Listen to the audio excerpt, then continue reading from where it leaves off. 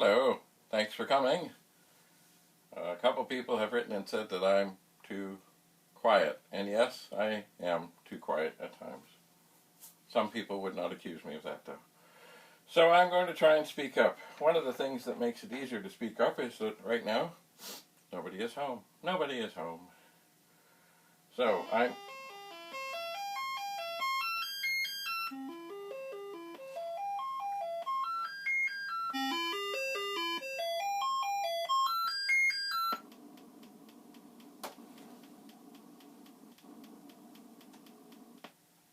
It's funny, I wish I could turn that down. I'm going to try. Oh, that's up. That's down. Yes, it's always dangerous when dealing with monitors like this where you have buttons on the side, you don't know what they are, you push the wrong button, you switch the menu, you switch the input, you switch all kinds of things, and you're like, I can't see anything. Anyway, I have a story to tell. The exodus has begun. I have in the car a monitor that I have packed up with tremendous care, and it is going to the Northwest Territories. A city called Yellowknife, it is. So, I did get a box originally that was about the same size as what Commodore used to ship in, but remember, they had big hunks of styrofoam to keep everything, you know, they were perfectly made for the perfect size of the monitor, and they kept everything just so. So I was not happy with that, so I ended up going with a box that was 18 inches by 18 inches by 24 inches. And then they put a big cushion of stuff on the bottom, and a big cushion of stuff ready to go on the top, and I wrapped the monitor in lots of industrial bubble wrap, which is not the stuff with the big bubbles, it's kind of smaller bubbles, but it's really good. So I wrapped and wrapped and wrapped, taped and wrapped and taped and wrapped until it just fit so, and I put it face down on the tremendous bunch of shock absorbing stuff I had there, and then I put in all kinds of other packing stuff, including some styrofoam down the sides in case something should get hit, and I marked it fragile, and I put the address all over the place, and I've got the shipping label printed.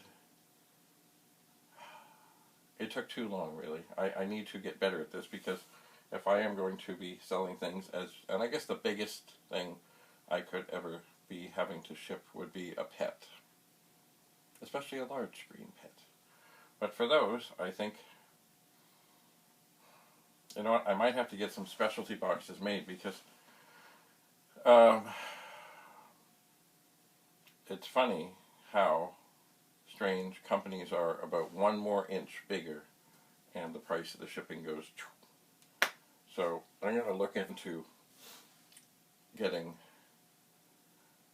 a box specially made, which still, from the place that I got stuff once before, it wasn't bad compared to what it could be. So the boxes I can get, which I'm quite pleased with for such a machine, are 24 by 24 by 24.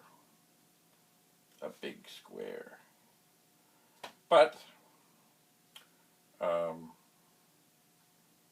know, if it was 24 by 24 by 23, the shipping drops dramatically. So maybe I need to do some figuring on a pet and maybe aim for a box that's like 22 by 22 by 22 or something. I will work it out. Anyway, the other thing is I got messages telling me that the power supply that I'm using, of course, I should not be using because it is reading too high.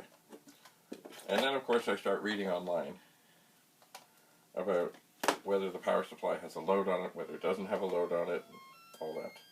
And what really makes the difference in terms of killing a 64 is the 5 volts. If the 5 volts goes high, then it's 64, bye-bye. So I have been looking at things, and when I did check this is my original power supply. When I did check it,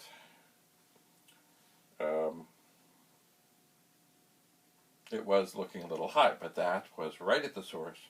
No load, no anything. So I've since gone searching, and I found things online that tell me the pinouts of various chips, and it tells me that the 12 pin is the ground, and a 24 pin should be the 5 volts on a ROM chip. And of course, there are 3 ROM chips. There's other places, but this seemed to be a good place to try. So while this machine is on, and you know I just love poking inside things with a meter. I want to get that where no point in having it if you can't see it. So this power supply, I think it was 5.9, and Rudy says that's too high. So I got to be careful here. I'm going for pin 12 and pin 24. Ooh. And with a load on, with the machine on, it is reading 5.94, which is really close to 5. So that seems reasonable. Of course, I'm open to your input.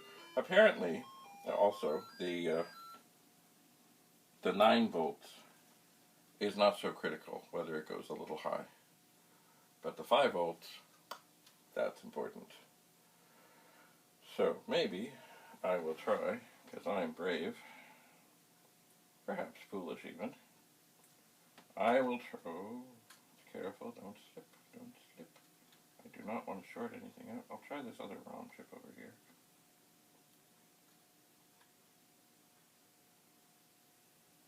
And of course it's, 4.93. So that seems okay. But for those who are more electronically minded than I would be happy to hear what you have to say about this. So, what I'm thinking, and what seems to be the case, is that, of course, when you plug in a 64 or something to a power supply, that if it was bang on 5, just like a light bulb draws things, the voltage would drop.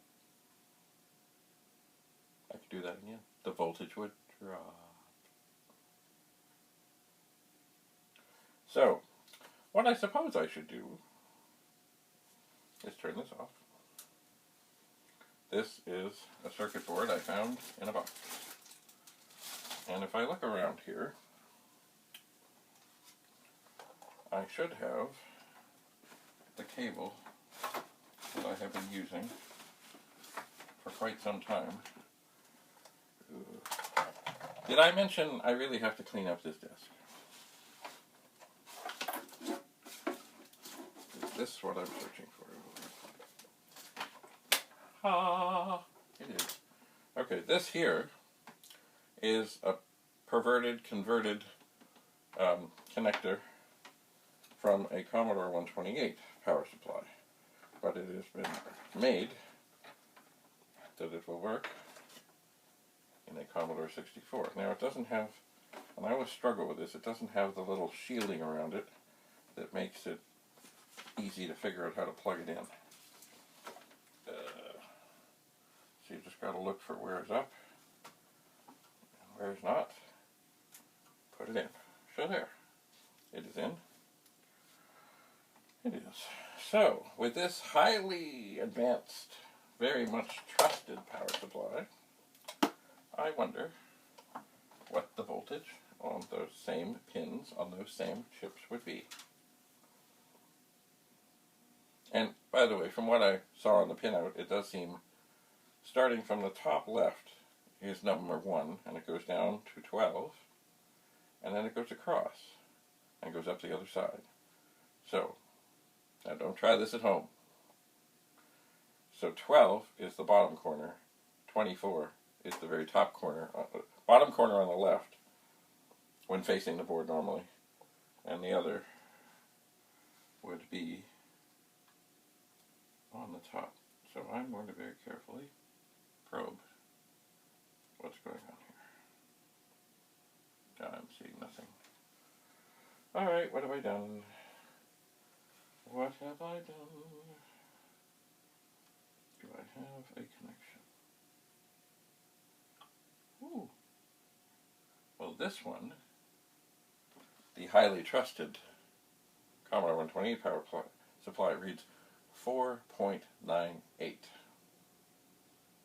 Just a tweak off what this old original power supply does. So I wonder if I open up that power supply, the 128 one, if I'm going to find that the initial voltage is higher.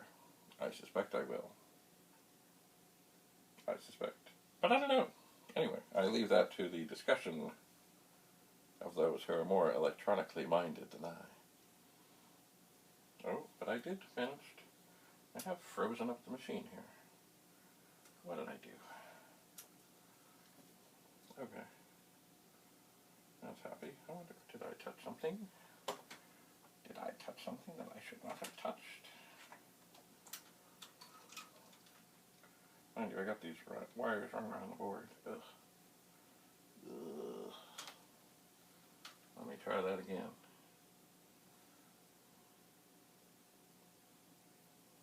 Okay. Being very careful. I will take a reading. And I get nothing.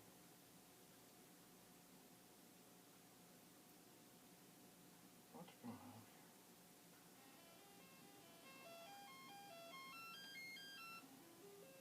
Okay. 4.98.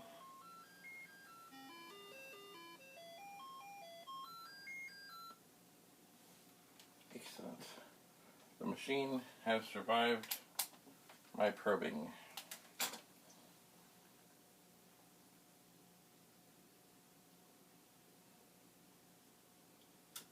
I will turn it off.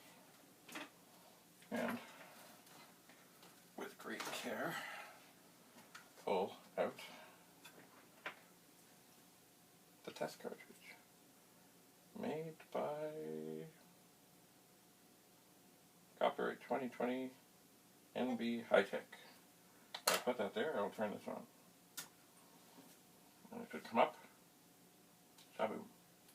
This was the computer that had, and here it is, the strange video chip in it.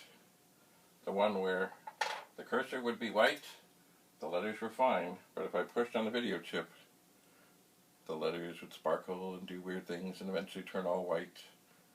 So, once again, I think there is some subtle failure going on in here. It hasn't quite blown yet, but it's getting there. And as I feel around here, you know, I feel some warmth. Whew. Yeah, the SID chip is pretty warm.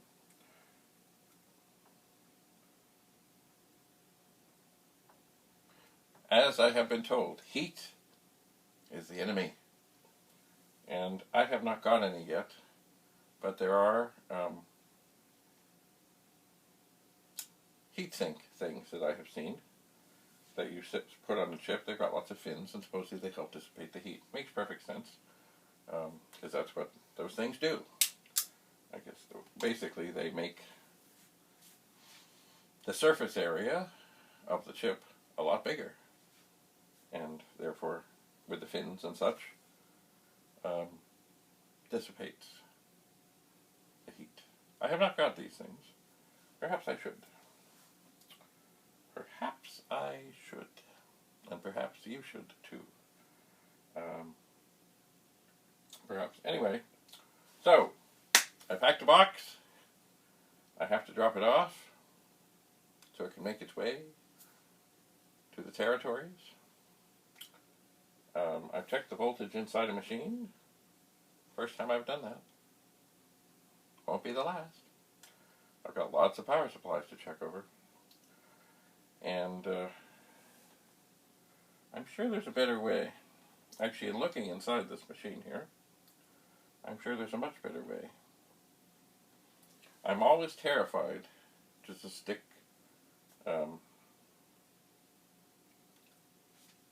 stick the probes into the end of the power supply.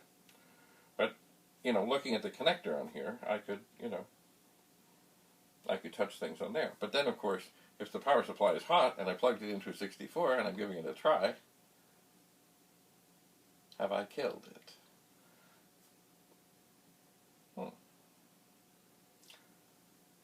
Or if I leave the power switch off, do the voltages come in there? Interesting thought. Ooh, we're living on the edge today.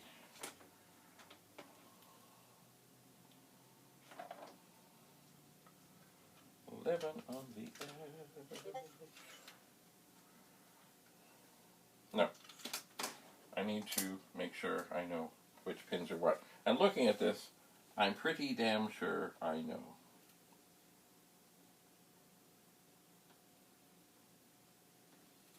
But not sure. So, enough.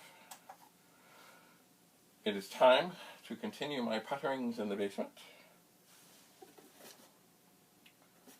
And, what else? Well, turn things off here, stop recording, carry on.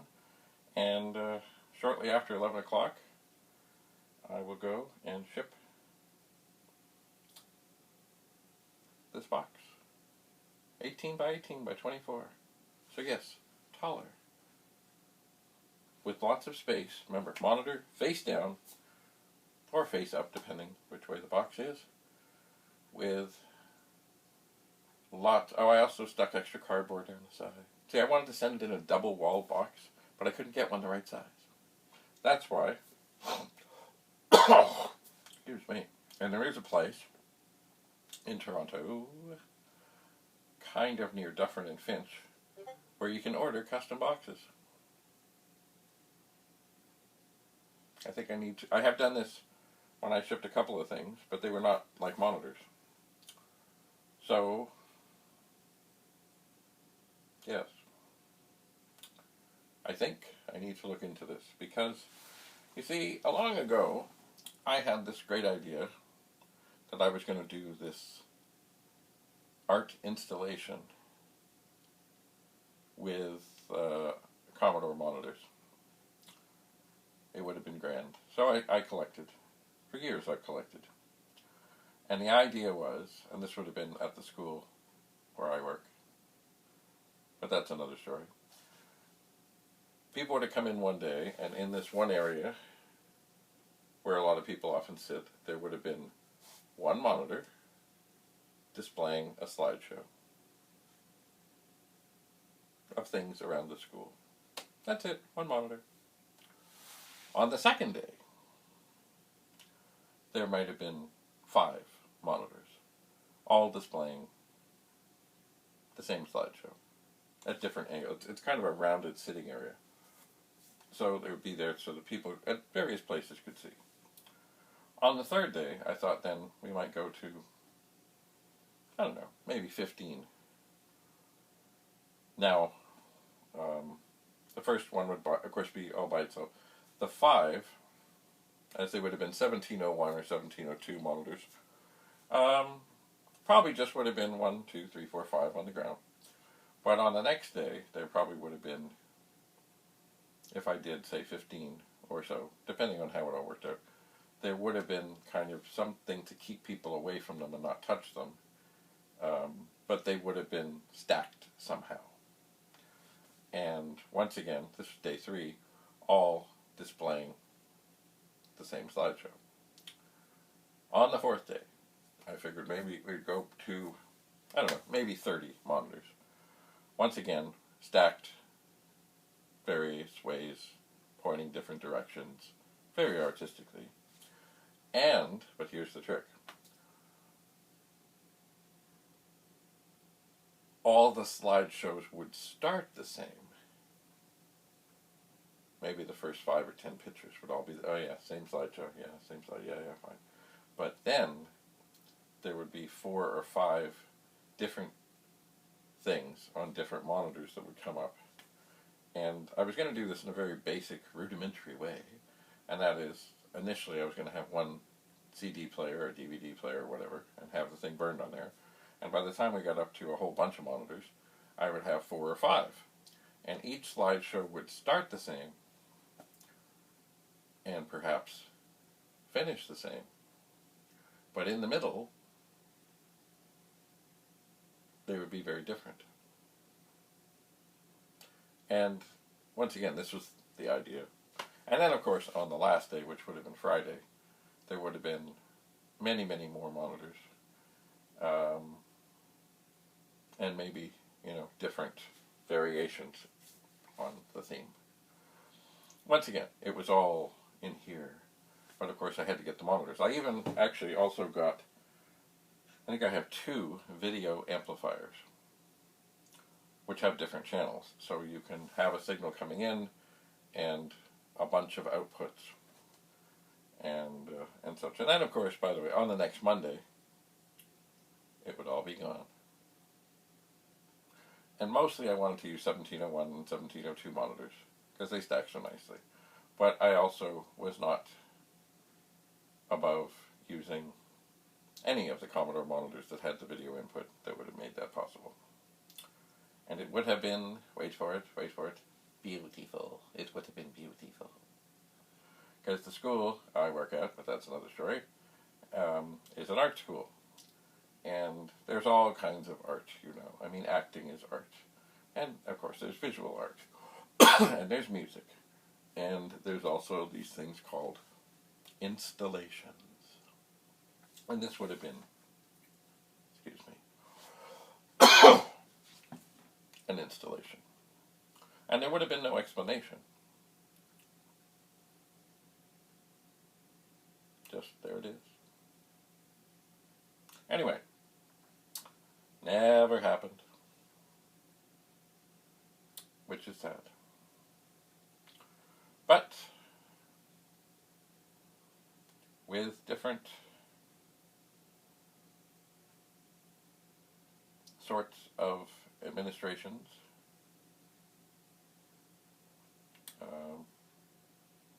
some you are inspired to greatness, others you're inspired to keep your head down and hide and not stand out in the crowd. Anyway, so I have a lot of monitors. I don't even know how many. I guess that goes back to the same question of how many 64s do you have? I don't know. I just don't know. But I will start to test them. And today begins the exodus of monitors. It is a 1702, I believe. And yes, it has a little door, which I know is highly prized.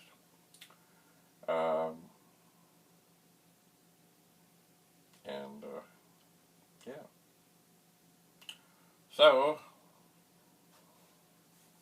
I have much to test, much to do. And I am curious to hear what people have to say about the voltage on an unloaded power supply as opposed to a loaded power supply. That, my friends, is a loaded question. Oh, I can do that better. Sorry. Let's back that up a bit. I'm curious to hear what people have to say about the voltage on a loaded power supply versus an unloaded power supply. Yes, my friends, that is a loaded question. Is that better? Anyway, alright, I do not know what time it is,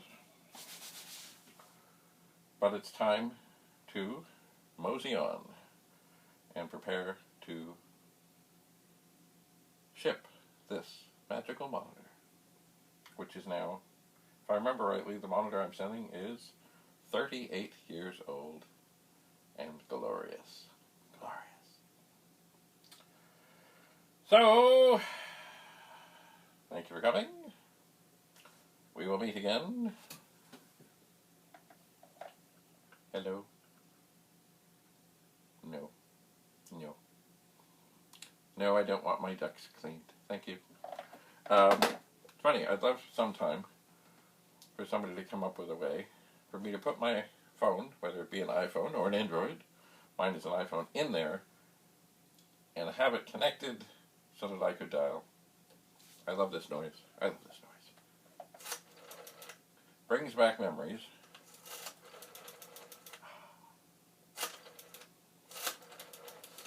When I was young, being at the cottage with my grandmother, and at that time, up at the cottage, we had what was called a party line. And our ring was 2 longs and a short. But you see, so there were other people on the same line. You just had to know your ring. And of course, if someone else was calling out, you picked up the phone, you heard, and you quickly hung up. I don't know for how long that was. I know certainly this would have been in the vicinity of 1970, and I'm not sure when it got switched to a non-party line. I don't know. But anyway, I still remember my grandmother, who, I guess when I was born, she was like 63 or so, and her fingers were some gnarled from arthritis, but I remember the sound of her dialing the phone with vigor in her gnarled hands. I do. Anyway, she lived to be almost 103. She did. All right. Well, I guess that means, yeah, sure, when she would have been in her teens, she survived the Spanish flu pandemic. She did. Anyway. Stay healthy. Stay home. Even when they start lifting all the restrictions all over the place. You know what's happening around Toronto now is, yeah, you can go eat. Yeah, you can. And then there's been an outbreak at a steakhouse. There's been an outbreak here and there. You know, still, we got to get vaccinated. And, you know, hopefully this vermin shall leave the world. Because you know what? As I've said before, I think I've said here, SARS was easy. And SARS hit Toronto bad. When you got SARS, or you got, there was another one. Oh, the H1N1 flu. There was no question. You were sick. You felt sick. You felt awful. And especially with SARS, in some cases, you died. So there was no mystery in that. There was none of these, what do they call them? Asymptomatic spreaders. Because really, you know what? This can take anybody. It's very sad. I heard recently there was a student in his or her 30s in a university dorm in, I think it was Peterborough, which is on Ontario. And there'd been some party, but they hadn't been to the party. But anyway, it ended up being a super spreader event. And, you know, lots of people were exposed and lots of people got sick. But this person, who didn't go to the party, had nothing to do with it. But because the whole place, I guess, where all the people had been, or where they went back to, or whatever, became part of the super spreader, this person in their 30s died. Gone. Finished. Over. So, I'm staying home as much as I have to. As much as I can. Like when I ship this monitor today, they don't let people into the place. There's no contact with people. It's all spread out as to where you can go and where you can't go. And it's like a loading dock area. And you take your shipment, and you wait until there's nobody else right there, and you take it and you push it up there, and somebody inside will take it away. And away it will go. It used to be, you know, you go in, like anywhere. But not for the time being. Anyway, stay alive, stay healthy, and I would love to hear what people have to say about the loaded voltages and unloaded voltages.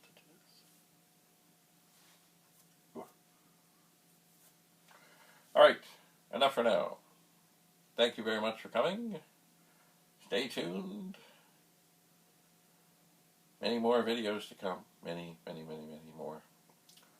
And someone was asking me if I do things on eBay, and I said, yes, I do. Actually, I have different accounts on there. The one I suspect I'll put things up on mostly is called Commodore Treasures. But if you write to me, and you're interested in something, and we can come to an arrangement without the benefit of eBay, just as good. All right. I must go. Bye for now.